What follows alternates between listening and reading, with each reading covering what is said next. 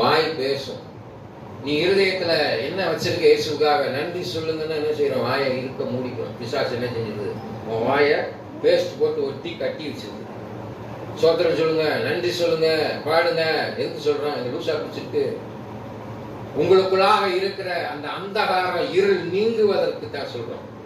உனக்கு சமாதானம் வேணும், சந்தோஷம் வேணும்னா வாயை திறந்து நீ பாடணும், வாயை திறந்து நன்றி சொல்லணும்.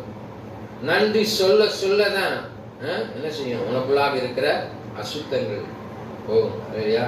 ஒருத்தர் உதவி செஞ்சாருன்னா அவருக்கு நன்றி சொன்னோன்னே அந்த நன்றி சொல்றவருக்கு எவ்வளவு சந்தோஷம் இருக்குன்னு சிந்தித்து பாருங்க. தேங்க்யூ. ஒரு முட்டாய் கொடுத்த உடனே என்ன செய்யணும்? தேங்க்யூன்னு சொன்னோடனே அந்த முட்டாய் கொடுத்தவருக்கு சந்தோஷம். அப்ப தினந்தோறும் ஆயுஷ் நாட்டில் கூட்டி கொடுத்துக்கிட்டு இருக்கிறார். Each and everyday God's grace is with you. Amen. இன்னைக்கு நன்றி உள்ளவர்களாய் நாம் இருக்கிறோம். அன்பான தேவ பிள்ளைகள், நல்லா உங்க பெற்றோர்களுக்கு இந்த உலகத்தில் நீங்க யாரெல்லாம் நன்றி உள்ளவர்களா இருக்கிறீங்களோ அவங்களால மாத்திரம்தான் இயேசுவுக்கு நன்றி உள்ளவர்களா இருக்க முடியும். ஆமென். எங்க அப்பா எனக்கு சொல்லிக் கொடுத்த காரியம். பெற்றோருக்கு யாரெல்லாம் நன்றி உள்ளவர்களாக இருக்கிறீர்களோ அவங்க மாத்திரம்தான் தேவனுக்கு நன்றி உள்ளாக இருக்க முடியும். அநேக காரியங்களே நான் என் தாப்பனார் மனவேதனை கொடுமையாக நடந்திருக்கிறேன். ஊழியக்காரனாக இருந்தாலும் அவர் இல்லாத நாட்களிலே இதை நான் உணர்ந்து ஆண்டவர் சமூகத்தில், ஆண்டவரே நான் இந்த காரியத்தை செய்ததனால் என்னை மன்னிக்க ஆண்டவரே. என் தகப்பனுக்கு விரோதமாக நான் பேசினேன். என் தகப்பன் மனம் நோகும்படியாக சில காரியங்களை பேசினேன். நான் அறிந்து பேசணும்னா அறியாமல் பேசினேன் என்று நான் அறியவில்லை. என்னை மன்னிங்கன்னு சொல்லி I am confessing each and every day. He teach me.